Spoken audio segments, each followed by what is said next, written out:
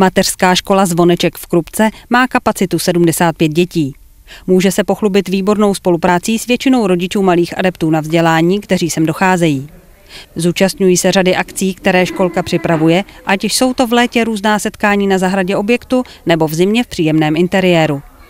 Nedávno tu společně strávili jedno odpoledne a mohli si vyzkoušet práci s keramikou, tedy činnost, kterou mají děti na programu. Zase je to další akce v rámci oslav našeho 35. výročí, kde budou děti společně s maminkami nebo s tatínky vyrábět pamětní medaily.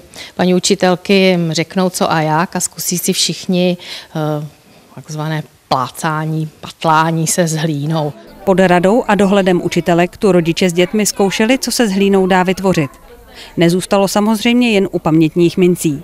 Mateřská škola Zvoneček má svou pec a tak i děti samotné tu vyrábějí zajímavé keramické předměty.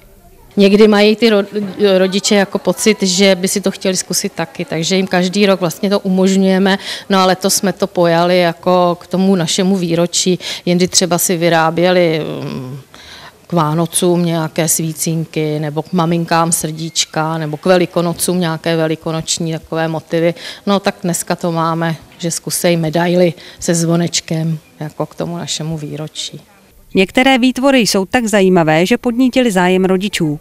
Proto tady tato akce nebyla poprvé. Nechává se to vyschnout, nějakou dobu to musí uzrát, pak se to v té peci vypálí, no a pak jim to dáme domů. Další doprovodné programy, které tu školka má, umožňují dětem pohybové aktivity a další zajímavé činnosti. U nás probíhá právě doprovodný program keramika, pak tu máme dětský aerobik, seznamování s angličtinou, co probíhá v podstatě dopoledne, je takový ten stěžejní program a tyhle ty doprovodné programy probíhají spíš až odpoledne. Pravděpodobně si pedagogický sbor vymyslí ještě nějakou akci, kterou by dooslavili 35. výročí této mateřské školy.